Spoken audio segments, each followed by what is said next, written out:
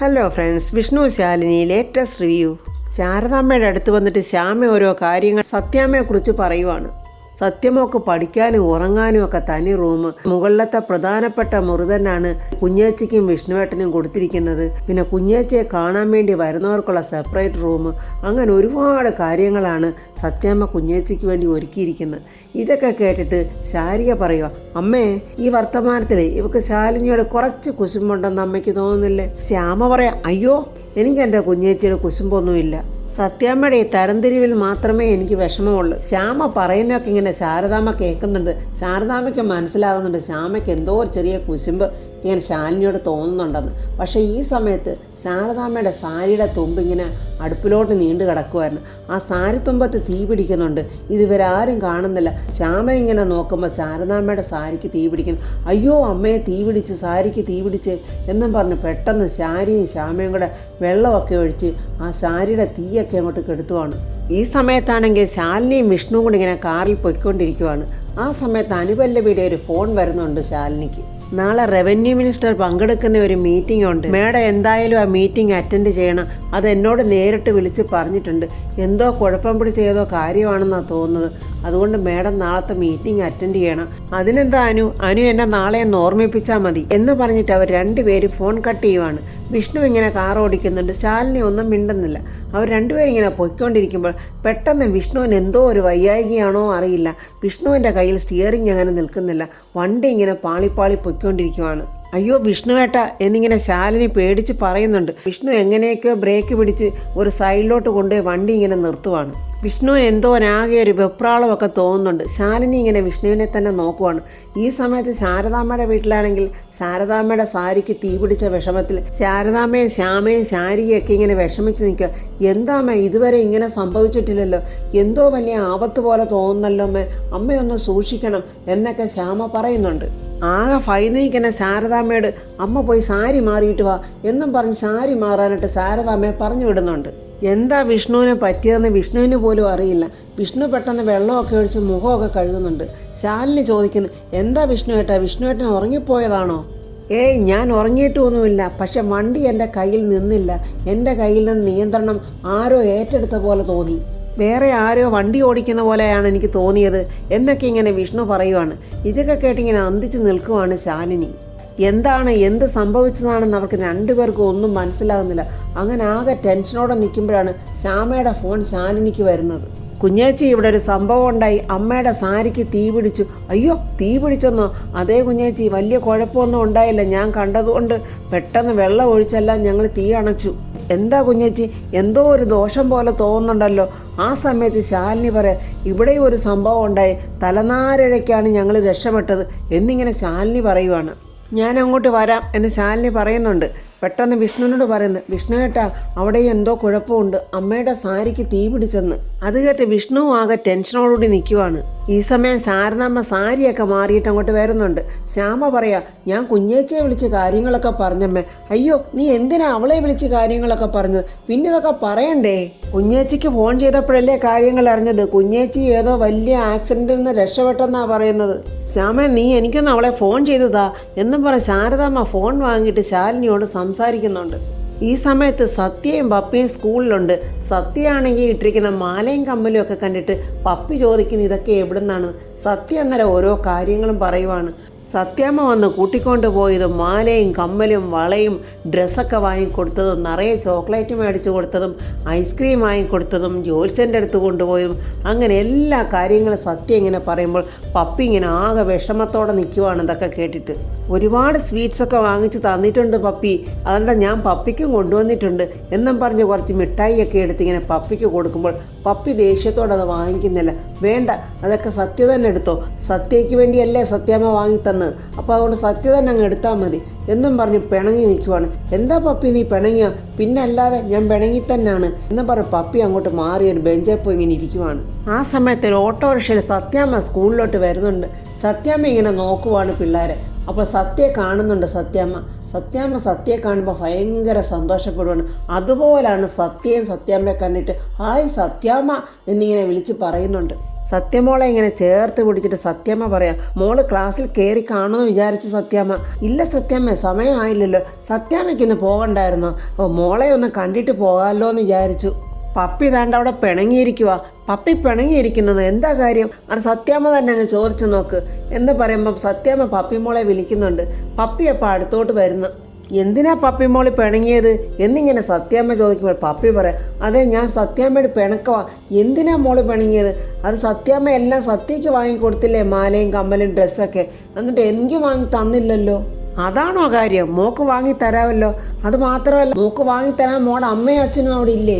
അവരോട് പറഞ്ഞാൽ മതിയല്ലോ, എല്ലാം വാങ്ങി തരുമല്ലോ എന്നൊക്കെ ഇങ്ങനെ പപ്പിയോട് പറഞ്ഞിട്ട് സത്യം ഇങ്ങനെ ചേർത്ത് പിടിക്കുകയും നെറുകയിൽ മുത്തം കൊടുക്കുകയൊക്കെ ചെയ്യുന്നു. ഇതൊക്കെ പപ്പിക്ക് സഹിക്കാനേ പറ്റുന്നില്ല. അവർക്ക് സങ്കടവും ദേഷ്യമൊക്കെ വരുന്നുണ്ട്.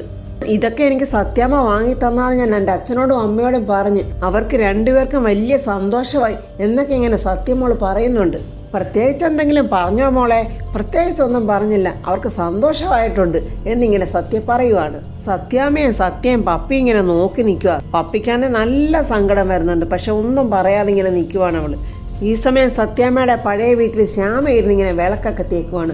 5 വിളക്ക് വേണം എന്നും പറഞ്ഞ് വിളക്കുകളൊക്കെ കൊണ്ടുവന്ന് വീണ്ടും രോഹിത് അവിടെ വെക്കുന്നുണ്ട്. ശ്യാമയുടെ മുഖത്തൊരു ഐശ്വര്യമോ തെളിച്ചോ ഒന്നും കാണുന്നില്ല. ഇത് രോഹിത്തും ശ്രദ്ധിക്കുന്നുണ്ട്. രോഹിത്തിനോട് ശ്യാമ പറയുക, ഞാൻ എന്ത് വേണമെങ്കിലും ചെയ്യാം, എനിക്ക് എൻ്റെ പപ്പിമോൾ എൻ്റെ ജീവനാണ്. അവസാനം എന്നെയും എൻ്റെ പപ്പിമോളെയും രോഹിത്തിനെയും ഇവിടുന്ന് ഇറങ്ങിപ്പോകാൻ പറയരുത്. അങ്ങനെയൊന്നും പറയല്ലേ ശ്യാമേ. ഏറ്റവും കൂടുതൽ ആഗ്രഹിച്ച ശ്യാമ തന്നല്ലേ നമ്മളെല്ലാവരും കൂടെ ഒരുമിച്ച് ഇവിടെ താമസിക്കണമെന്ന്. അതുകൊണ്ട് അങ്ങനെ ഒന്നും സംഭവിക്കത്തില്ല. രോഹിത്ത് പറഞ്ഞതൊക്കെ ശരിയാ, പക്ഷേ എല്ലാം കണ്ടും കേട്ടും തന്നെയാണ് ഞാനിവിടെ നിൽക്കുന്നത്. ഈ സമയം വിഷ്ണുവിൻ്റെ ഓട്ടോ അങ്ങോട്ട് വരുന്നുണ്ട്. പപ്പിമോളാണെങ്കിൽ അകത്തുനിന്ന് ഓടി വരിക, വിഷ്ണു അച്ഛൻ വന്നേ എന്ന് പറഞ്ഞു. അപ്പോൾ വിഷ്ണു അച്ഛനല്ല ഞാനാണേ എന്നും പറഞ്ഞ് കമലനും പിള്ളയും കൂടെ വണ്ടിയിൽ നിന്ന് ഇറങ്ങുവാണ്. വിഷ്ണുവിനെ പ്രതീക്ഷിച്ച് ഓടി വന്നതല്ലേ. വിഷ്ണു അല്ലാത്തതുകൊണ്ട് പപ്പിമോള് പറഞ്ഞു, അയ്യേ കമലനെങ്കിലായിരുന്നോ? അങ്ങനെ അവലും മലരും പൂജാസാധനങ്ങളും ഒക്കെ ആയിട്ടാണ് അവർ രണ്ടുപേരൂടെ വന്നിരിക്കുന്നത്. പപ്പിമോളെ, ഇതൊക്കെ പൂജയ്ക്കുള്ള പൂക്കളാ, മോൾ ഇതിനൊന്നും എടുക്കല്ലേ എന്നൊക്കെ ഇങ്ങനെ കമലനും പറയുന്നു. ഇതൊക്കെ അവലും മലരും ഒക്കെയാ, ഇതൊക്കെ ഒന്ന് വൃത്തിയാക്കി വെക്കണേ എന്നിങ്ങനെ പിള്ളയും പറയുന്നുണ്ട് ശ്യാമയോട്. നാളെ ചിലപ്പോൾ ഇതിനൊന്നും സമയം കാണത്തില്ല എന്നൊക്കെ ഇങ്ങനെ കമലൻ പറയുന്നുണ്ട്. പക്ഷെ ശ്യാമയ്ക്കാണെങ്കിൽ മുഖത്തൊരു തെളിച്ചുമില്ല. ശ്യാമയ്ക്ക് എന്തൊക്കെയോ ഇഷ്ടക്കേടുകൾ ഇങ്ങനെ മുഖത്ത് കാണിക്കുന്നുണ്ട്. പോയിട്ടിനി നാളെ രാവിലെ ഞങ്ങൾ വരാം എന്നിങ്ങനെ കമലൻ പറയുമ്പോൾ രോഹിത് ചോദിക്കുന്നു, നാളെ തിരുമേനി എപ്പോൾ വരും? അത് രാവിലെ തന്നെ വരും, ഗണപതി ഹോമമൊക്കെ ഉള്ളതല്ലേ, നിങ്ങൾ കാര്യങ്ങളൊക്കെ അടുപ്പിച്ച് വെച്ചേരെ എന്നും പറഞ്ഞ് കമലനും പിള്ളയും കൂടെ ഓട്ടോറിക്ഷയിൽ കയറി അങ്ങ് പോവുകയാണ്. ശ്യാമയാണെങ്കിൽ ഒന്നിനും ഒരു ഇൻട്രസ്റ്റും ഇല്ലാതെ ഇങ്ങനെ വിഷമിച്ച് നിൽക്കുന്ന കണ്ടുകൊണ്ട് രോഹിത് ചോദിക്കുന്നു, നീ എന്താ ഇങ്ങനെ നിൽക്കുന്നത്? ഇതൊക്കെ എടുത്തു വെയ്. ഇതൊന്നും നല്ലതിനാണെന്ന് എനിക്ക് തോന്നുന്നില്ല രോഹിത്തെ. സത്യാമ്മ കാണിക്കുന്ന ഈ വേർതിരിവുണ്ടല്ലോ ഒട്ടും ശരിയുള്ള കാര്യമല്ല. ശ്യാമ, ഇതൊക്കെ നിന്റെ വെറും തോന്നലുകളാ, അങ്ങനെയൊന്നും അല്ല എന്നൊക്കെ രോഹിത് പറയുമ്പോൾ ശ്യാമ പറയും, അങ്ങനെയല്ല രോഹിത്തെ. സത്യാമ്മയാണെങ്കിലേ സത്യയ്ക്ക് മാലയും വളയും ഡ്രസ്സൊക്കെ വാങ്ങിക്കൊടുത്ത്, എന്നിട്ട് പപ്പിക്ക് ഒന്നും വാങ്ങിക്കൊടുത്തില്ല. അത് പോരാഞ്ഞിട്ട് പപ്പിയോട് എന്താ പറഞ്ഞതെന്നറിയാവോ? നിൻ്റെ അച്ഛനും അമ്മയും അവിടെ ഇല്ലേ, അവർ വാങ്ങി തരത്തില്ലേന്ന്. പപ്പി മോളിങ്ങി വന്നേ, എന്താ പറഞ്ഞതെന്നൊന്ന് പറഞ്ഞു കൊടുത്തേ. അപ്പോൾ പപ്പി ഇങ്ങനെ തന്നെയാണ് പറയുന്നത്. പപ്പി സങ്കടത്തോടെയാണിത് പറഞ്ഞത്. അപ്പോൾ രോഹിത്തിന് അല്പം സങ്കടമൊക്കെ തോന്നുന്നുണ്ട്. ശ്യാമ പപ്പിയോട് പറയുന്നു, മോളിനി അകത്ത് പോയി കളിച്ചോ എന്നും പറഞ്ഞ് പപ്പി അകത്തോട്ട് പറഞ്ഞു വിടുവാണ്. പപ്പി അങ്ങനെ മുകളിലോട്ട് കയറി പോകുമ്പോൾ അതിൽ നിന്നൊരു പൂ ഞാൻ എടുത്തോട്ടെ അമ്മേന്ന് ശ്യാമയോട് ചോദിക്കുമ്പോൾ ശ്യാമ എടുത്തോ എന്ന് പറയുന്നുണ്ട്.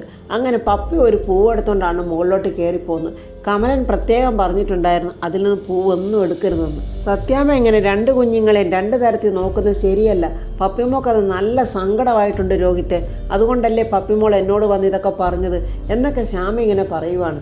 സത്യയോട് പെട്ടെന്ന് ഇത്ര സ്നേഹം കാണിക്കുന്നു, ഇങ്ങനെ പന്തിയിൽ പക്ഷാഭേദം കാണിക്കുന്നത് ശരിയല്ല രോഹിത്തെ. രോഹിത്തിന് ഇതൊന്നും ഇപ്പോൾ പറഞ്ഞാൽ മനസ്സിലാകത്തില്ല.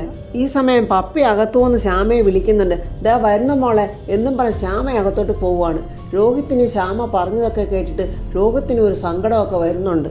സത്യമോളാണെങ്കിൽ പഠിച്ച് ഹോംവർക്കൊക്കെ എഴുതി ആ സെറ്റിയിൽ കിടന്ന് അങ്ങ് ഉറങ്ങിപ്പോയി. ആ സമയത്താണ് വിഷ്ണു വരുന്നത്. വിഷ്ണു നോക്കുമ്പോൾ സത്യമോൾ ഇങ്ങനെ ഉറക്കം. അയ്യോടാ, പഠിച്ച് എൻ്റെ മോളങ്ങ് ഉറങ്ങിപ്പോയോ? ആ, പഠിച്ചു കഴിഞ്ഞിട്ടാണല്ലോ ഉറങ്ങിയത് എന്നും പറഞ്ഞ് വിഷ്ണു സത്യമോളെ ഇങ്ങനെ പതുക്കെ പൊക്കിയെടുത്ത് അകത്ത് കൊണ്ട് ബെഡിൽ കിടത്തുവാണ്. നല്ല ഉറക്കത്തിൽ നിന്ന് എടുത്തതുകൊണ്ടായിരിക്കും സത്യമോളൊന്ന് ചെറുതായിട്ടൊന്ന് അനങ്ങുന്നുണ്ട്, എന്നൊക്കെ പറയുന്നുണ്ട്. അയ്യോ അച്ഛൻ്റെ മോക്ക് നല്ല വെയിറ്റ് കൂടിയിട്ടുണ്ടല്ലോ, അച്ഛനാ മോള് കിടന്നോ എന്നും പറഞ്ഞ് സത്യം ഇങ്ങനെ സമാധാനിപ്പിച്ച് ബെഡിൽ കിടത്തുവാണ്. ഈ സമയം രാഘവേട്ടനാണെങ്കിൽ വിഷ്ണുവിന് ഫോൺ ചെയ്യുക. വിഷ്ണു ഫോൺ എടുത്തിട്ട് എന്താച്ചാന്ന് ചോദിക്കുമ്പോൾ, എടാ മക്കളെ, എന്താണ് നിങ്ങളുടെ തീരുമാനം എന്നുള്ളതൊക്കെ അറിയാഞ്ഞിട്ട് എനിക്ക് കിടന്നിട്ട് ഉറക്കം വരുന്നില്ല. നാളെയാണ് നമ്മുടെ വീട്ടിലേക്ക് പോകാനിരിക്കുന്ന ചടങ്ങ് വെച്ചിരിക്കുന്നത്. ശാലിനിയാണ് നിലവിളക്കം കൊണ്ട് അകത്തോട്ട് കയറേണ്ടത്. എങ്കിലേ നമ്മുടെ കഷ്ടപ്പാടുകളും എല്ലാം തീരത്തുള്ളൂ.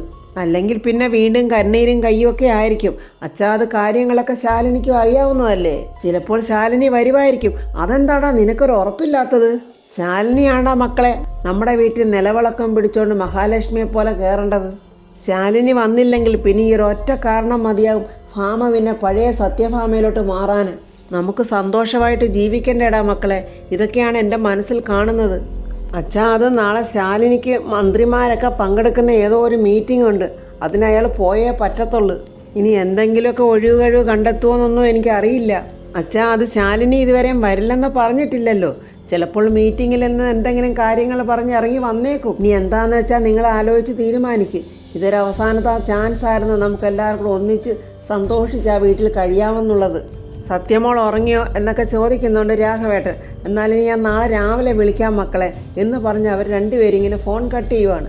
വിഷ്ണു എന്നാൽ ഈ വിവരങ്ങളൊക്കെ ശാലിനിയോടൊന്ന് പറയാമല്ലോ എന്ന് വിചാരിച്ച് അങ്ങോട്ട് ചെല്ലുമ്പോൾ ശാലിനി ഇങ്ങനെ ഫയലൊക്കെ നോക്കിക്കൊണ്ട് ശാരദാമ്മയുടെ ഫോൺ വരുന്നുണ്ട്. ശാരദാമ്മയായിട്ട് സംസാരിക്കുവാണ്. ശാരദാമ്മ അങ്ങനെ ശാലിനിയെ നിർബന്ധിക്കുവാണ്. നാളെ സത്യമ്മ വിളിക്കുന്നിടത്തോട്ട് പോകണം, പൂജയിൽ പങ്കെടുക്കണം എന്നൊക്കെ പറയുവാണ്.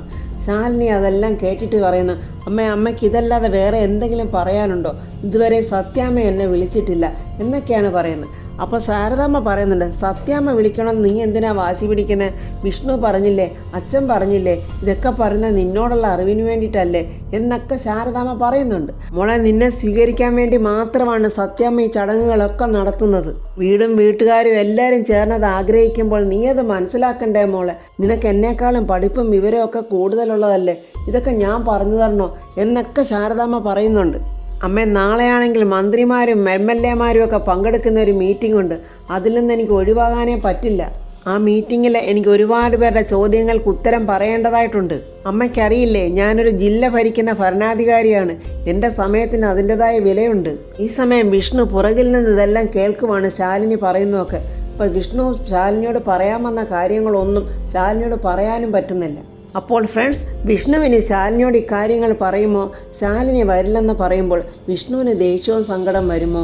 സത്യാമ്മ ഇത് ക്ഷമിക്കുമോ? സത്യാമ്മ വീണ്ടും പഴയ സത്യഭാമയായി മാറുമോ എന്നൊക്കെയുള്ള റിവ്യൂമായി നമുക്ക് നാളെ കാണാം.